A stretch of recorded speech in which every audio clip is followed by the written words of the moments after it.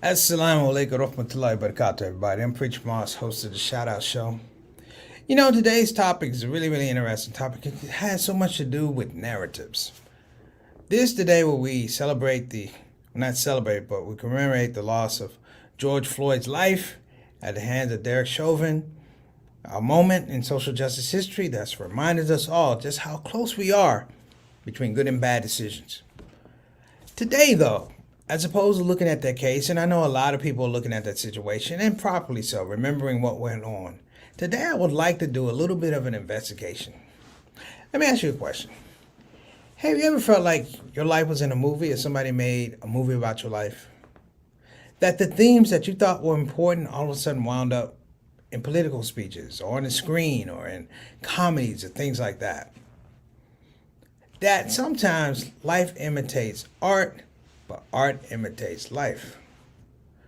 Today I want to talk about that, but I want to switch it around a little bit. I want to challenge yourself as well as myself to look at things a little bit differently because now we have narratives that run our lives. And today on the Shout Out Show, we're going to talk about that bit by bit. I hope this is going to be a good show. I thank you so much in advance for joining us. Let's get it cracking. It's the Shout Out Show with Preacher Moss.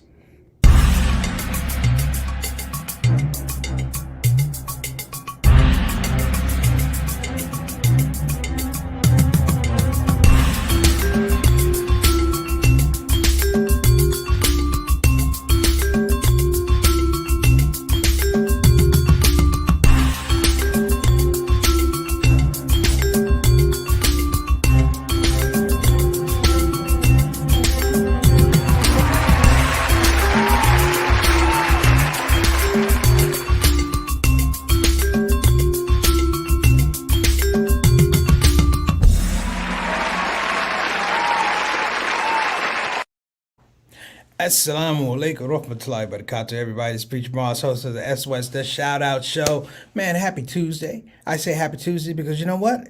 It could still be Monday. So let's honor and be grateful and thankful for the idea of progressing during the week. I want to give a shout out to people who are watching the show. Sometimes I forget. I give a shout out to everybody who's in the comment section, but I don't give a shout out to some of the people that are just browsing through. You're looking through Facebook, your Twitter, your YouTube. Listen, let me tell you thank you because, of course, you make the show what it is, too. You inspire us to come up with interesting topics, but also discussing things that we feel are relevant in terms of this show. I want to also give a shout out to some people. And these are the people who really frame this discussion, if you will. And those are the people who not stood by, but actually they took photographs as Brother George Floyd was murdered.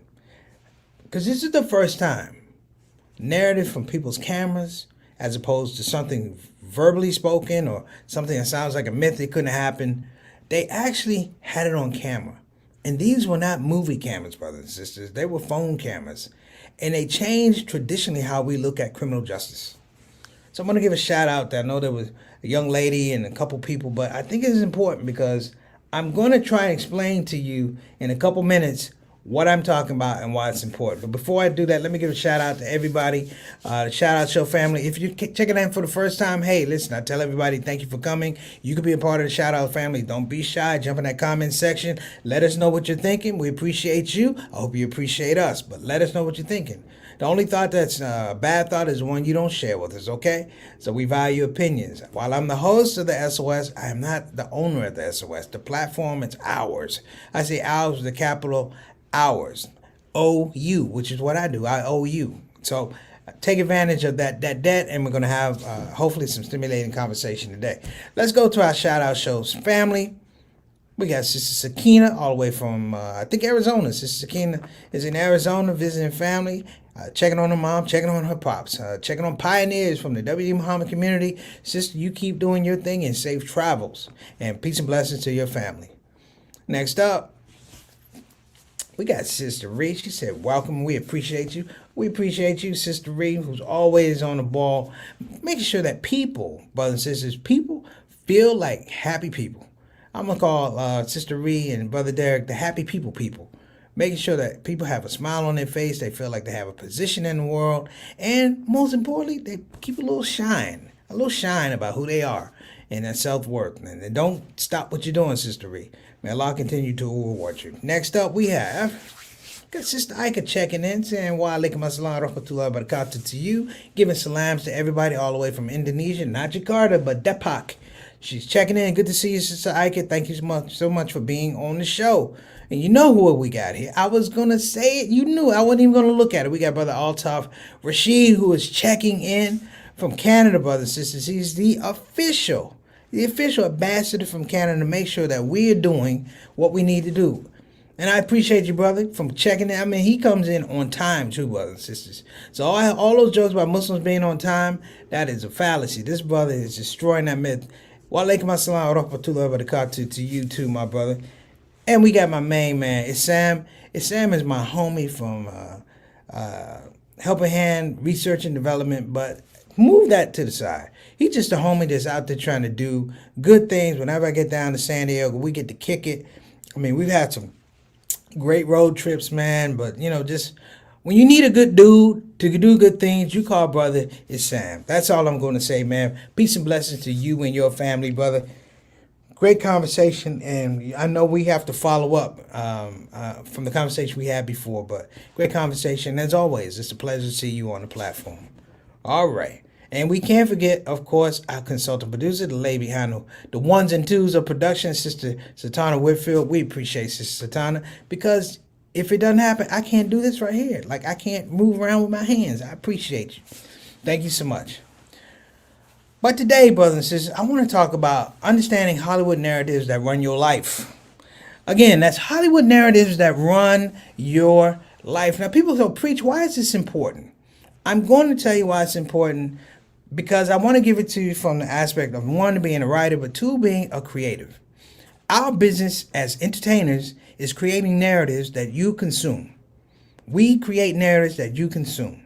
Whether it's artists or business, nothing happens in the United States, politics, arts, law, without a narrative accompanying it to make the compelling case.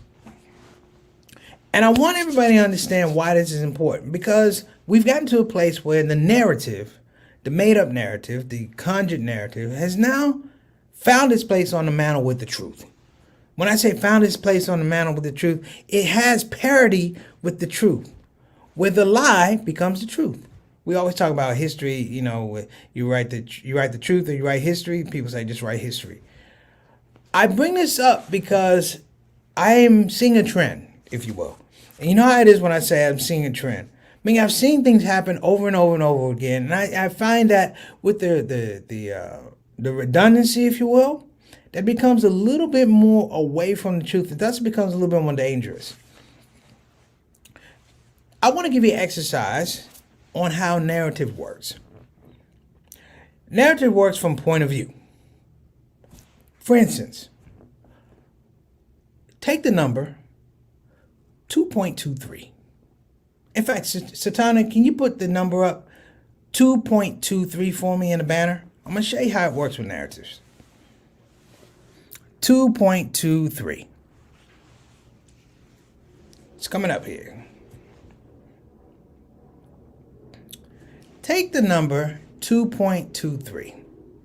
If you don't know what it is, it can be applied to a lot of things. 2.23 could be the amount of miles you have left in a race. 2.23 could be the amount of cost of a gallon of gas. 2.33, you can go in the Quran.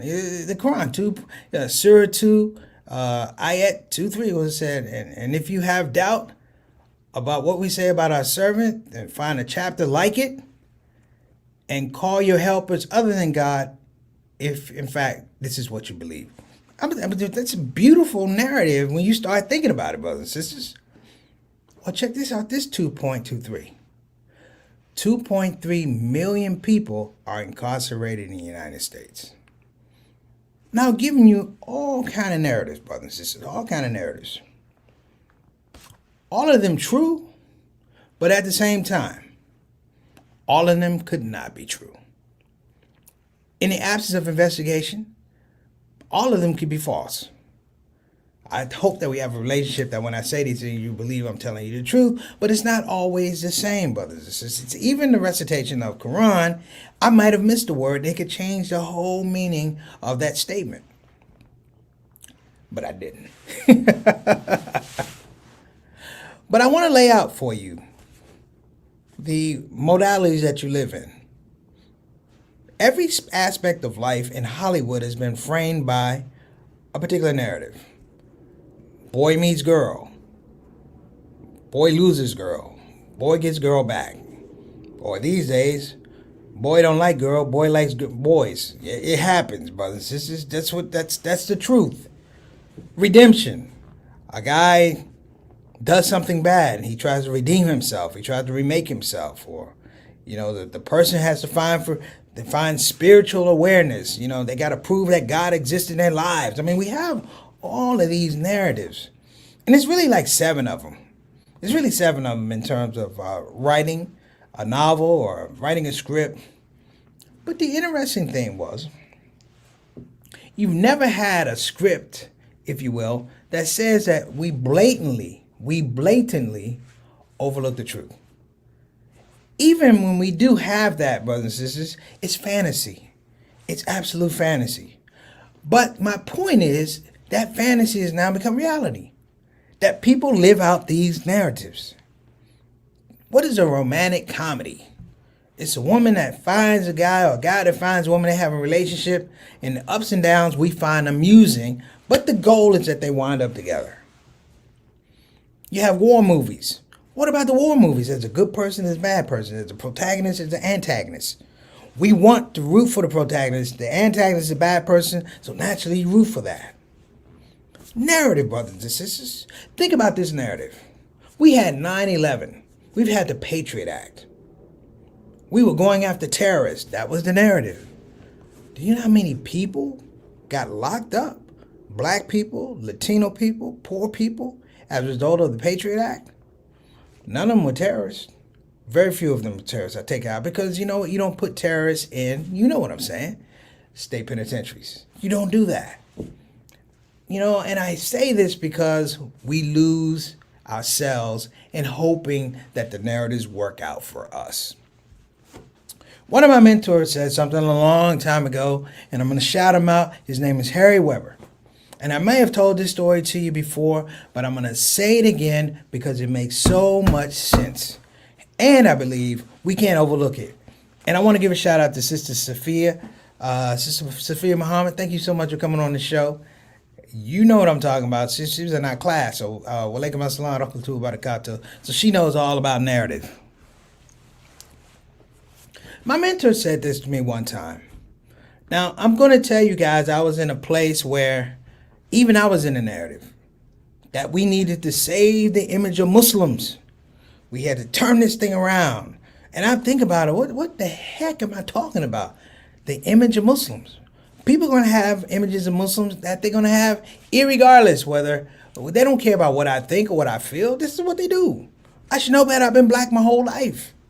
It doesn't matter whether I'm good or bad or criminal or legal. It doesn't matter when people have, I'm just saying, people have their own narrative.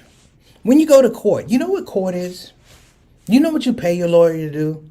You pay your lawyer to have a much more compelling narrative than the prosecutor. Or the prosecutor is trying to have a much more compelling narrative than the defending attorney. That's what it is. And the baseline is laws. What are laws, brothers and sisters?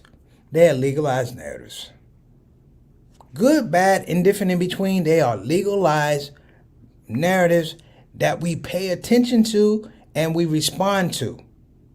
We fear the narrative of what?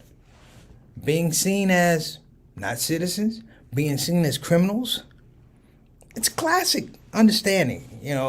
I went back and I did some homework and I said everything about the last 2 elections has been clearly about narrative. Even more so. In the advent of social media, it becomes even more because the competition is so much more intense to be heard, to be seen.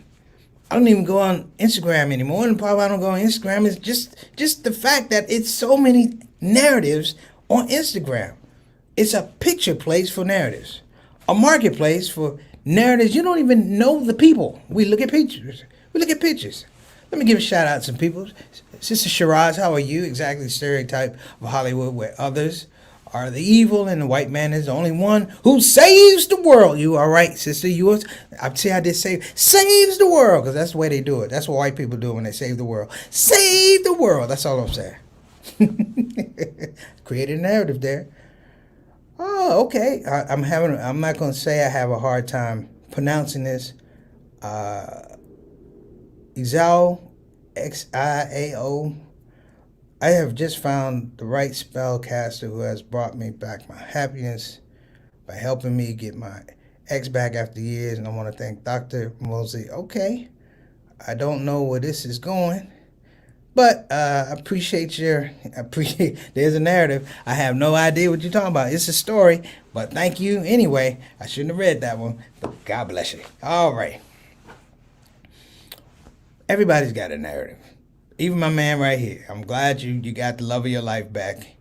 Whatever happened, stick with her. Because don't come on the show if you lose again, because I can't bring that up. That's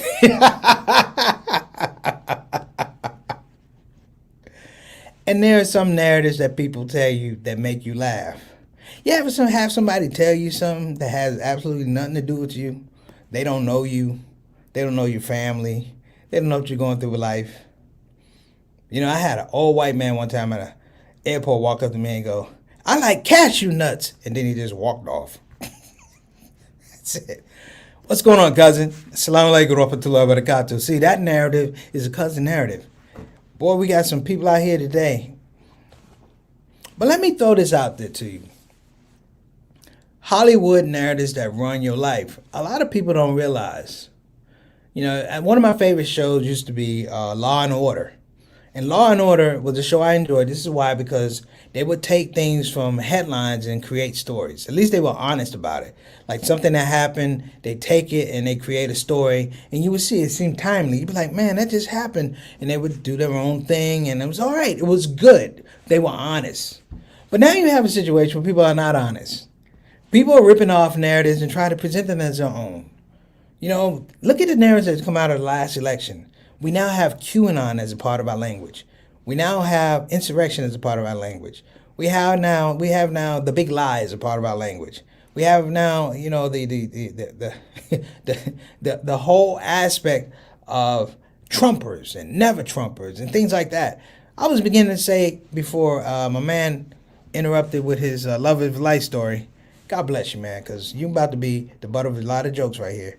And if anybody else has lost the love of their life, please, don't bring it on the show. All right. This is the Shout Out show, not the Missing in Love show. All right? That's another show.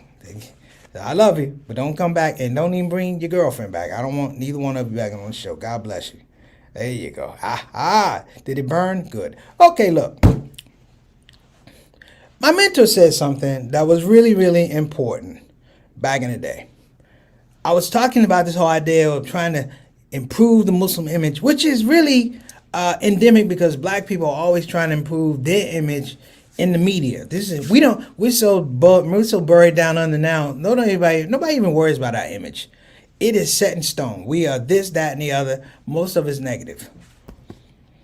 My mentor one time, and I said his name was Harry Weber. Harry Weber was the first artistic director of Motown. He was one of the first black ad executives down on Madison Avenue. He understood the perception of telling narratives.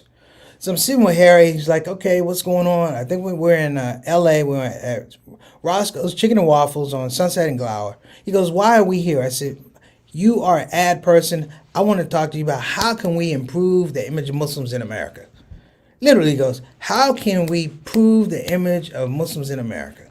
And he was eating chicken, brothers and sisters. You look up, and I bought him this beautiful platter of chicken, and with his big greasy face, he looked up and he goes, you can't. And then he went back to eating chicken. And I was waiting for him to come back up for air, and I'm like, hello. He's like, is there a problem? I go, yeah. I really want to say, hey, man, I bought you a lot of chicken. That's all you're going to say? I couldn't say that. I said, I didn't really understand the nature of what you were saying. He said, let me explain something to you. He said, you want to improve the image of Muslims in America? I said, yes, sir. He said, here's the deal. You can't. I'm like, what do you mean?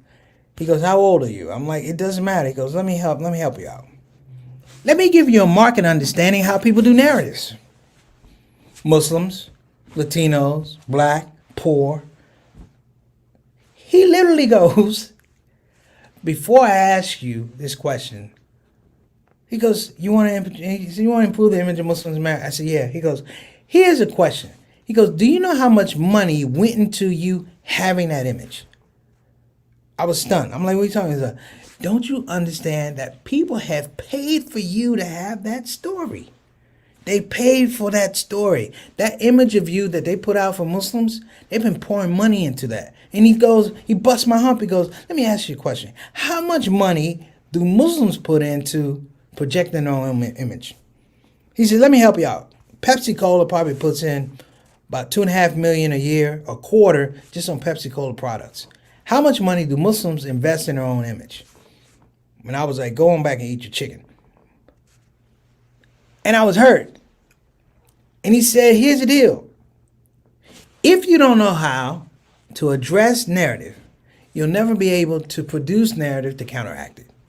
He said, all negative narrative and all really effective narrative is counterfactual, meaning that if it's not there, when I say counterfactual, it means that if somebody doesn't admit that this is what it is at that point in time, it's almost as if it didn't exist. Isn't that strange? It's almost as if it didn't exist. Here's my point. How long have we been talking about social justice? How long have we been talking about police brutality? How long have we talking about illegal cops killing people? How long? I got an email today that said almost 1,000 people a year killed by the police. We're celebrating one man today. That means 999 other people's narratives we don't even know about. We have no idea this is what happened. And we're lulled to sleep by thinking, just because we honor this narrative, that there aren't other ones out there. Therein lies the thing that Mr. Weber said.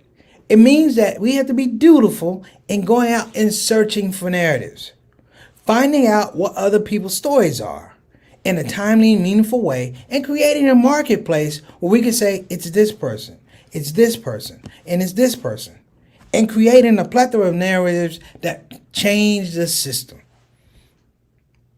I'll throw this out here. This would be like my 2.23 question. That could actually be a geography question right there, 2.23.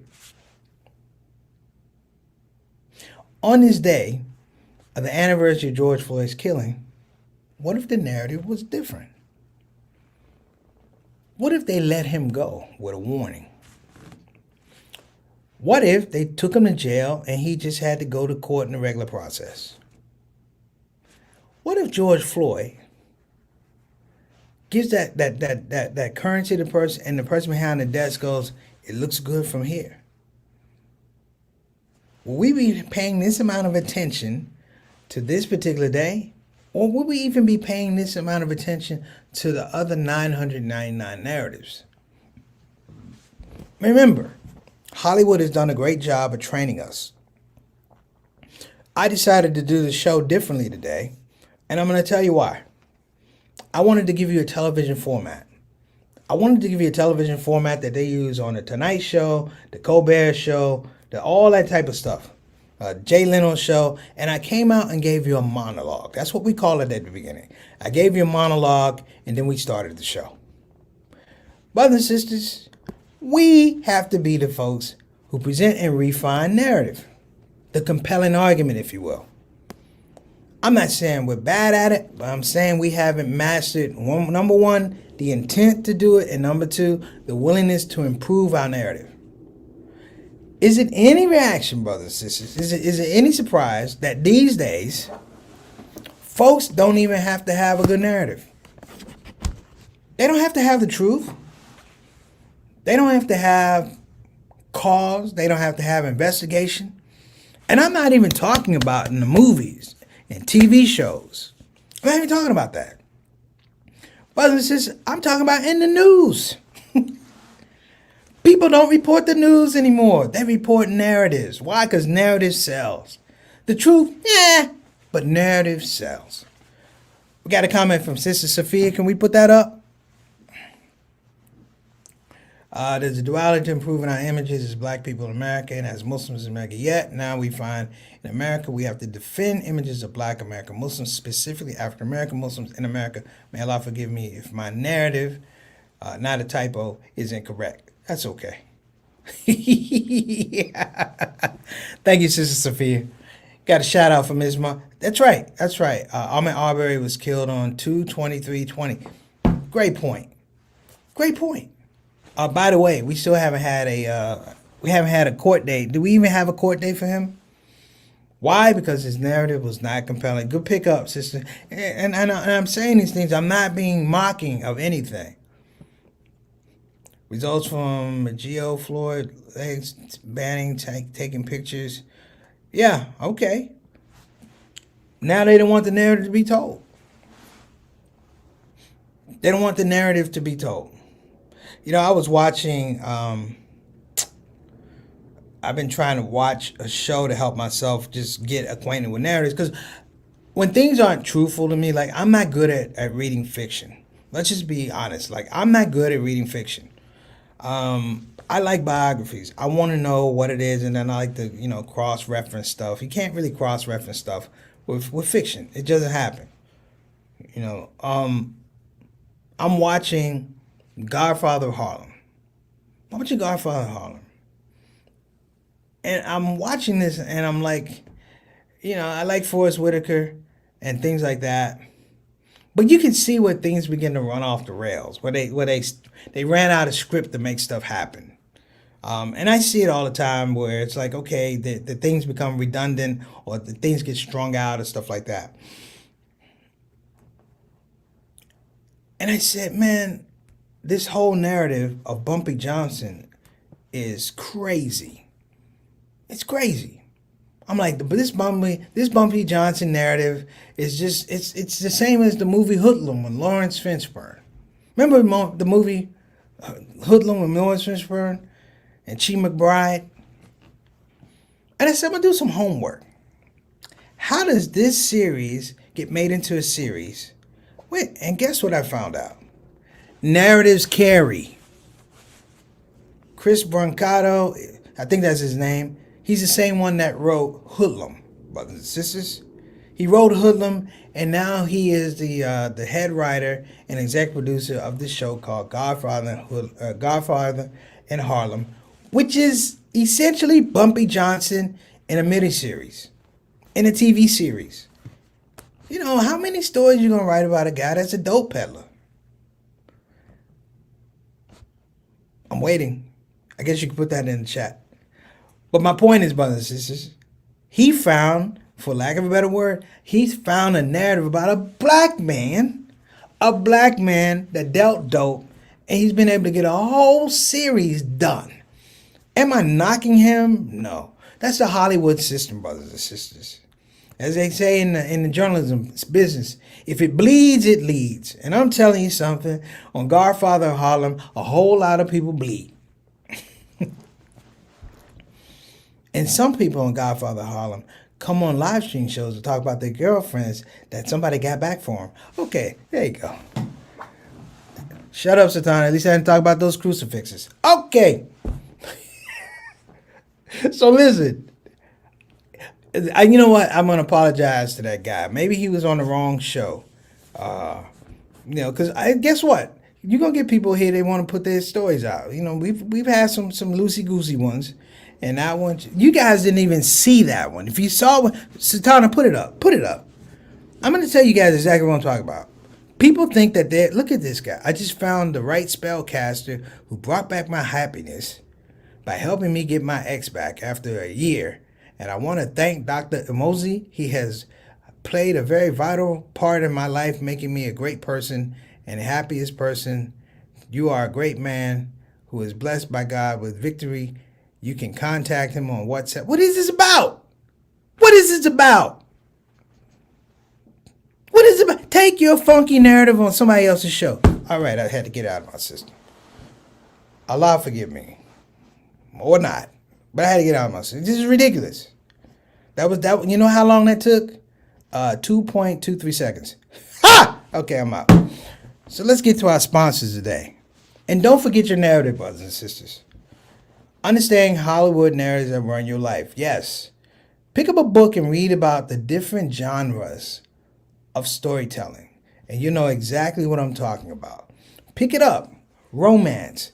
How do people do romance? Why do you gotta have a ring? Why you gotta meet the parents' bride? Look at stories, brothers and sisters, the wedding planner, all that type of stuff. Saving Private Ryan, the cruelty of war and Vietnam films and even the Five Bloods. Look at that type of stuff. It follows a pattern, brothers and sisters. And people are slowly trying to assume your reality to the point you'll give it over to them. That's what it is. That's what it is. So let me give a shout out to our sponsors. I know we were running the ticker. First off, I want to give a shout out to BeFinanciallyIndependent.com. Again, that's BeFinanciallyIndependent.com.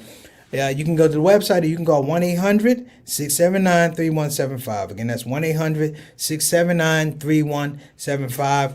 Thank you, Shiraz. I appreciate it. Bless you too, beloved. And make sure you check that out. Like I said, if you want to go to the website, you can call because we old school here on the Shout Out Show.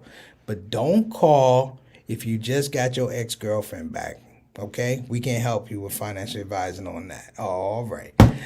Yeah, you want to be in the show? Well, hell, you're in the show. Okay, let's give a shout out also to Bayan Islamic Graduate School. Again, that's Bayan Islamic Graduate School. You can go to bayanonline.org. Again, that's bayanonline.org.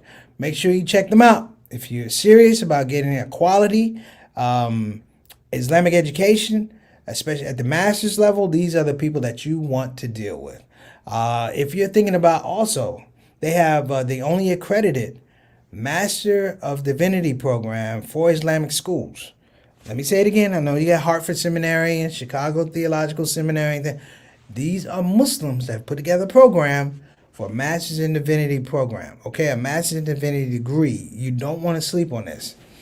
So listen, I'm going to get out of here. You guys have been great. I want to give a shout out to YouTube and Facebook, and because all of y'all from the devil, and you funky, and I don't like you, and I hope you lose your girlfriend and somebody has to help you get them back. Because my point is, I don't like the fact that they've cut down the show, brothers. They've been trying to do this for a while. They don't like the music. I purchased music. They're saying Warner Brothers. I was like, and I can't. Warner Brothers told a narrative that was better than mine. And mine was the truth. If you can't win with the truth, what can you win with? All right, let's throw this up. SubhanAllah, may Allah reward you for the narratives that you share with us today. Thank you so much. Talk is timely. My 21-year-old daughter and my 81-year-old aunt both stayed this week. Enough. I don't want to see another slave movie. Thank you very much. I saw a slave movie. The boy had on tennis shoes. I think he was an extra. All right. I want to see more documentaries. I agree with them. Yes, documentaries give you compelling questions, and you look for the compelling answer, and they let you make a decision. The worst narrative you can ever be a part of is the one where they don't let you make a decision. So, listen, you hug your 81-year-old aunt and your 21-year-old daughter, and you give them my salams and tell them, no more slave movies. All right? All right. You stop. Sister Sophia, Satan is doing you a favor. She put you on screen.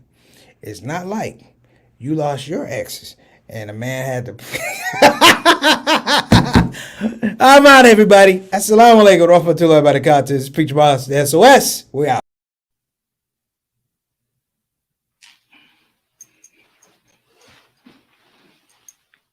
Yo, assalamu alaikum. I'm Preacher Moss, comedian extraordinaire, but I like to add a new title to my name. I'm Professor Preacher Moss. You know why? Because I just graduated. Wait a minute. Let me get this out of here. This is it. Okay. I'm Professor Preacher Moss, and it's come through the courtesy and the blessing of the Muhammad Ali Scholarship, which came through Bayan Islamic Graduate School. Now, listen, I know a lot of you people are thinking, can I do it? Yes, you can do it. This is the part where I know I'm supposed to say it's easy. It's not easy. Listen, if it was easy to get this degree, Trump would be a mufti. I digress. Listen, though, for you brothers and sisters that are interested, go to bayanonline.org, and you could be like me. Put yourself in the picture for Islamic education. Wait a minute, there's a picture right there. Sound like them, everybody. Take care. Preach them off.